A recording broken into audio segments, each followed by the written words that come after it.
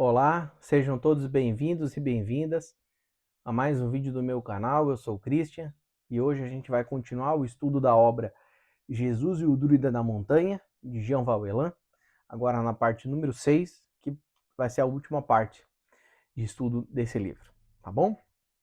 A gente vai começar no capítulo número 8, que chama-se Retorno ao Lar. Então, na parte anterior, a gente viu a última reunião ali de Jesus com Mordon, José de Arimateia, com Douman, tudo. Finalizou a reunião, agora eles vão embora. Então Jesus vai, como já diz o capítulo, retorno ao lar. Então ele e José de Arimateia vão conversando, tudo na sua viagem de retorno para casa. Então, eles retornam à Palestina.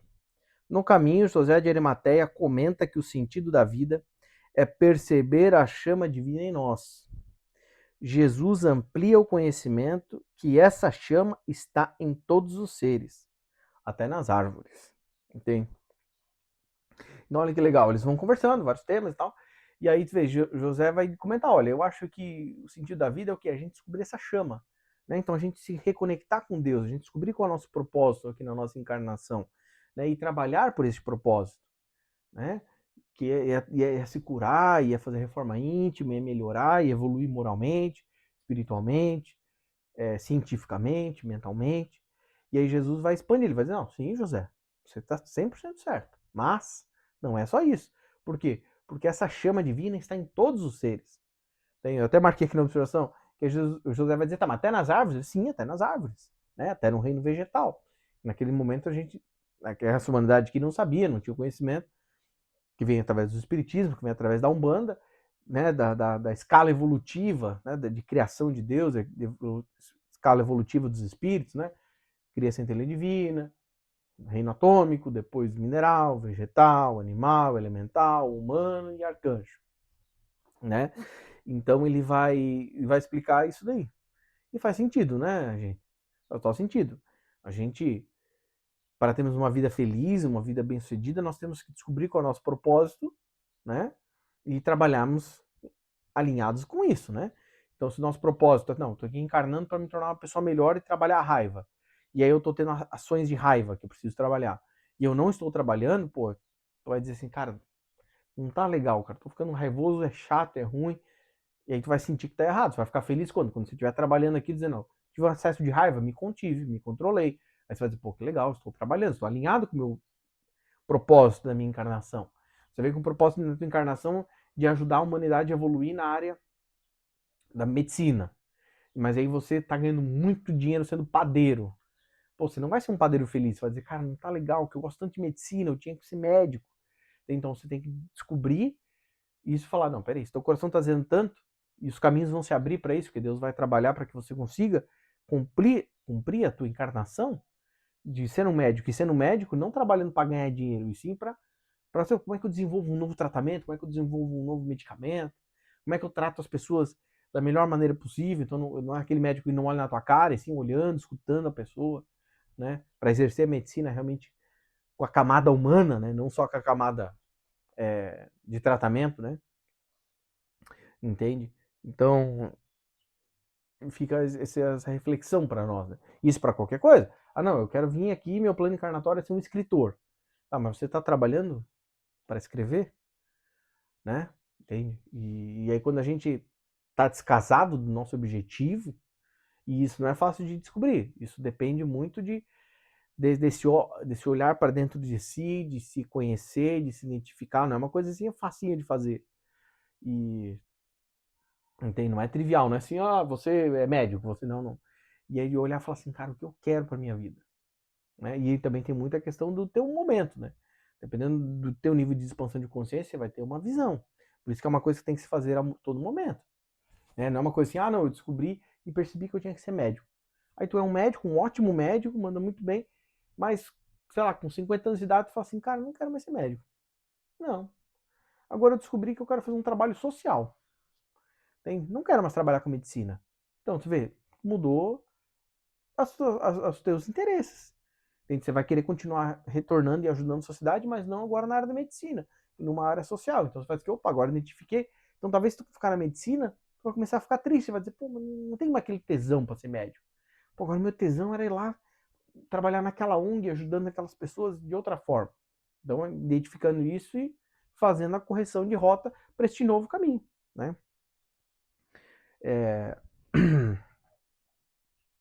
E aí Jesus vai comentar porque o preconceito não faz sentido, entende? No povo judeu até era entre eles mesmos. Aí Jesus vai comentar de que o preconceito ele vai gerar ódio, ele vai gerar atitudes violentas, como o preconceito em si é uma atitude de ignorância, porque todo mundo filho de Deus, como ele acabou de comentar, todo mundo tem a centelha divina, então o preconceito não se justifica. E aí José de Arimateia vai comentar, tá, mas a gente tem preconceito até entre nós? E aí Jesus vai dizer, mas isso está absolutamente errado. E aí ele vai explicar que naquela época, como é que funcionava? Os judeus que eram 100% puros, de uma certa classe lá, eles tratavam com preconceito os próprios judeus. Então aquela lógica de que, sei lá, o romano era superior e ele tratava inferiormente os judeus, tu vê, essa lógica se replicava até entre os próprios judeus. Não, eu sou um judeu puro. Sou um judeu que eu sigo lá o templo. Ah, então eu sou um judeu da casta nobre. Ah, você é um judeu lá da periferia, lá da Palestina. Ah, não, então você lá de Jerusalém. Ah, não, então você é um judeu inferior. Então você fala assim, pelo amor de Deus, preconceito entre o próprio povo, que mostra mais uma vez um nível de ignorância muito grande daquela humanidade naquele momento, e a gente tem até hoje isso, infelizmente. Né? Mas olha o nível de ignorância. Não está conseguindo tratar com amor e com equalidade, equanimidade, os próprios membros daquela sociedade. E aí, como é que você vai viver planetariamente? E quanto é que vai ser quando a gente tiver contato com os nossos irmãos espaciais? Que vão estar de outras cores, outros tamanhos, outras formas? Entende?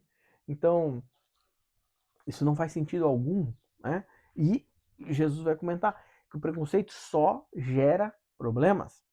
Porque vai gerar problema para o cara que vai se achar o superior e vai gerar problema para o outro, que ele vai se achar inferior e aí ele vai começar a ter uma inferioridade. E vai ter que tratar, que vai gerar um complexo, que vai gerar série de outros problemas, né?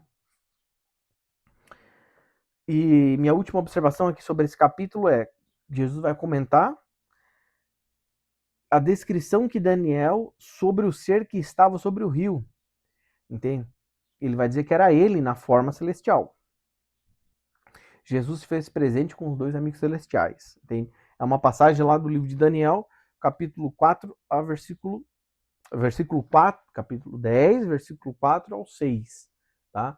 E eles vão, que aí José vai perguntar, não, mas, ô Jesus, era você? Pô, lá no livro de Daniel, né, no capítulo 10, versículo 4, 6, diz que Daniel viu sobre um rio um ser em forma de luz, tudo. Era você? Aí Jesus vai dizer, sim, era eu com dois amigos celestiais, né? Então mostrando ele na sua roupagem celestial, não na roupagem física que ele estava ali junto com José, caminhando no retorno, né, para a Palestina. Capítulo 9. Os sonhos do jovem Galileu. Maria se alegra com a chegada do filho. Jesus olha o horizonte, se lembra de Mórdon, como eles lá percebiam Deus de forma mais profunda. Depois lembrou das crianças que viu no caminho, se questionou por que elas crescem e repetem os erros dos adultos. Abre aspas. Não há nada que vindo de fora para dentro do ser humano resolva este problema da humanidade. Tem de vir do íntimo de cada um. Semear é preciso. Fecha aspas. Então olha que bonito. Jesus está lá, aí conversa com a mãe, fica tudo feliz e tal. E aí é muito interessante você perceber essa diferença energética, né? Ele com certeza estava lá entre os celtas, ele percebia que existia uma questão energética diferente, porque outros valores, outras culturas, outras coisas que eram semeadas na questão espiritual. E aí ele lembra com saudade do Mordor e fala assim, pô, tu vê, eles tinham uma visão de Deus diferente aqui do meu povo e tal, né? E aí ele lembra das crianças, e aí tu vê que Jesus traz essa reflexão, e é muito verdade, porque, pô, o espírito é criança, passa pelo esquecimento total. Pô, por que ele vai repetir as coisas dos mais velhos, né? Pô, por que ele, já que ele tá no esquecimento, ele não faz as coisas diferentes, né? Por que fica nessa rebeldia, nessa teimosia de querer repetir os mesmos erros? Então tá olhando falando, cara, mas o mundo não tá certo com guerra. Pô, então chega de guerra. Não, mas ele envelhece, chega a um certo ponto que não, peraí, mas tem que ter guerra, porque eu quero pegar a riqueza do outro, eu quero, entende, matar o outro, porque o caminho é na violência. Você fala, não, mas tá vendo o mundo? Isso naquela época que eles viviam, né? A gente estudando ao longo da história, a gente vê como a humanidade é teimosa e rebelde e insiste em viver valores doentes, né, de destruição. Que é justamente o que ele vai comentar aqui. Pô, cara, bem 2026 a gente ainda tem guerra? Tem. O Japão está se remilitarizando. Os caras, depois da Guerra Mundial, botaram em lei que eles não poderiam construir armas bélicas. Eles estão reconstruindo fábricas de armas bélicas, se rearmando. Assim, gente, mas já superou isso, não. A gente vai voltando aos mesmos erros, né? E Jesus se questiona, fala assim, por que, cara? Por que isso acontece? E aí ele mesmo vai comentar, né? Por isso que tem as aspas aqui. É que a revolução tem que vir de dentro para fora. Não é de fora para dentro, né? Então, se vai esperar que vai mudar o mundo para influenciar a vida daquela criança, não vai. Hein? Por quê? Porque o mundo vai ter que se curar, cada pessoa vai curar dentro de si, e aí a gente vai conseguir mudar o mundo inteiro. Entende? Que é aquele que já tinha comentado lá atrás com o Mordon, né? Ajeitar aqui na cadeira. Que está em consonância com o que ele já tinha comentado ali com o Mordon, né? Que a mudança tem que vir de dentro para fora. E utilizando o amor como ferramenta de transformação, né? Não é nenhum outro valor. Não é a ciência que vai curar toda a sociedade, apesar de ela conseguir ajudar muito, mas não é ela a solução. Não é a solução o ódio, não é a guerra, não é a violência, não é impor a tua vontade, a tua crença em cima do outro. Nada disso é a solução definitiva para toda a sociedade. A solução é amor, né? E aí ele vai finalizar aqui aspas, né? Ó, semear é preciso. Então, de novo, refletindo, pensando assim, ó, olha como é importante não só pensar sobre isso, não só refletir, meditar sobre isso, mas sim como espalhar isso também, né? Então, pô, estou vivendo amor, entendi que o amor é importante, estou começando a viver o amor na minha vida, para transformar a minha vida mesmo. É suficiente? Não, pô, então peraí, então agora eu vou externar isso, porque para semear e espalhar isso, não posso só eu ficar vivendo por amor só para mim. Não, não é suficiente, tenho que espalhar mais, né? Mesma coisa da Siddhartha Gautama, ele despertou. Lá na árvore, sentado, pum, despertou. E aí? E aí, lá, despertei, ele ia ficar vivendo de boa? Não é o suficiente. Agora tem que explicar para as outras pessoas, ensinar para que elas também consigam despertar. Né? Não é aquela visão egoísta de, eu despertei, então eu sou fodão, é só para mim. Despertar é meu aqui, ó, eu seguro e não mostro para ninguém. Não, e sim, vamos compartilhar, para que todo mundo consiga despertar também, né? E a minha última observação aqui é que também é uma aspas de Jesus, né? Então abre aspas. Se a minha doutrina de Jesus, né? Se minha doutrina não servir para despertar nas pessoas a ousadia do comportamento amoroso, para muito pouco servirá. Fecha aspas. Então olha que reflexão linda de Jesus para nós. Olha, a minha filosofia tem que ser ousada e provocar a mudança. Então não é manter o mundo nesse status quo, dessa coisa de ter um poderoso e tem o que é subjugado, e a gente usa os recursos naturais sem se preocupar com os impactos, se vai ter ou não vai ter. Lembrando que Jesus está falando que lá para José de Arimateia, todo mundo tem centelha divina. Os animais, as árvores, todos têm. Então, peraí, eu vou sair destruindo a floresta sem me preocupar com o impacto das vidas que vivem naquela floresta? Os animais que dependem daquela floresta. Mas a gente não ia viver. Não, sim, a gente vai ter que ter um equilíbrio. Preciso destruir essa floresta porque eu preciso de madeira. Tá, mas e como é que eu faço um reflorestamento? E os animais que vivem ali, será que não conseguem ser realocados para outro local? Né? Hoje em dia não acontece. Hoje em dia a gente sai entrando, destruindo e arrebatando e invadindo sem nenhum controle, sem nenhuma preocupação. Mas é certo isso? Não, não é. A gente tem que ter esse olhar maior. Qual é o impacto que vai acontecer? Né? Por quê? Porque não estamos sozinhos no universo. E não dá pra gente, uma visão egóica, achar que vai resolver, porque não vai. é muito mais do que isso. A gente tem que ter uma visão global, entende? Entendendo que fazemos parte de um todo, né? Então, tá alinhado com o que Jesus vai falar. Se a minha doutrina não for ousada para trazer a mudança, não vai servir para nada, entende? Que é o que a gente vê muito, infelizmente, hoje em dia. Quantos e quantos cristãos se dizem cristão, enchem a boca para dizer que são cristão e, e falam palavras bonitas, tudo, mas as suas ações estão completamente alinhadas com este mundo. Umas pessoas se dizem cristão, falam, porque eu sou há 10, 20, 30 anos, frequento tal religião. E aí tu vê o cara tá incentivando violência, incentivando ignorância, incentivando fake news, incentivando discurso de ódio. Tu fala assim, não, mano. Tá incentivando impor a vontade dele, a verdade dele sobre o outro. A gente já estudou isso aqui. Fica aqui a recomendação. O estudo da obra tem no canal, se você quiser estudar junto comigo. Universalismo Crístico, de Roger Bottini Paranhos, de Hermes Trismegisto, do que Jesus pede para nós, dessa religião que é a religião do futuro, que é o universalismo, junto com a Umbanda, junto com a revelação cósmica, junto com o Espiritismo. A gente sabe que o futuro vai ser universalista, todas as religiões vão cair por terra, porque a gente vai unificar esses conhecimentos, acabando com essas caixinhas. Para quê? Para que a gente esteja em consonância, entende? E lá está falando claramente para nós, não impor a sua verdade sobre o amiguinho. E quantas pessoas se dizem cristão estão replicando isso, cara?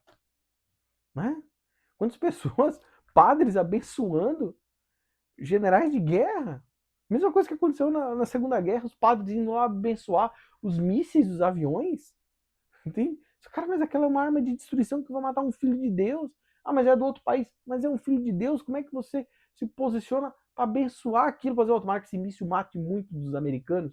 Nunca, mano. E os americanos abençoando o míssil, tomara que esse míssil mate muito dos alemães. Mas nunca, gente. Tem. Então o que Jesus vai dizer? Temos que confrontar essa maneira que o mundo está vivendo. E a minha doutrina tem que fazer isso. Se não fizer isso, não vai funcionar. E a gente sabe que ele conseguiu fazer isso com maestria, entende? Mostrando para nós por A mais B, diversos momentos, como viver de uma maneira diferente, né? E aí fica essa reflexão final para nós. E aí a gente finaliza agora o estudo da obra, tá bom? Aí, ó, deu 18 minutos de vídeo, vamos fazer os recadinhos de todo o vídeo, e aí fechou. Eu já agradeço para você, obrigado por acompanhar esse estudo de mais uma obra de Jean Valjean junto comigo, tá?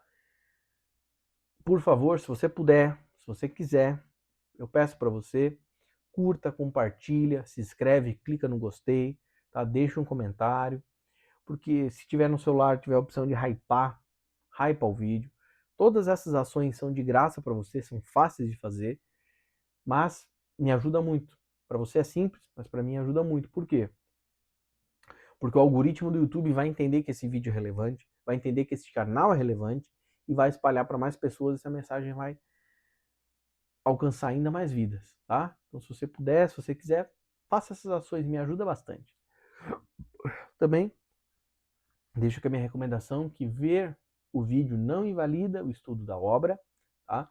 Se você quiser entender mais por que esse aviso, vai lá na parte número 1, no iníciozinho do vídeo, eu já explico com mais detalhes por que este aviso, tá bom? E o último recadinho é, no meu canal tem playlists organizadas por autor. Então, se você quiser estudar uma próxima obra de Jean Valjean ou de outro autor, entra no meu canal, playlists, lá vai estar organizadinho certinho por cada autor, tudo, para acompanhar junto comigo aqui o estudo de diversas obras que eu já trouxe e muitas outras, se Deus quiser, eu vou trazer no canal ainda. Tá bom, gente?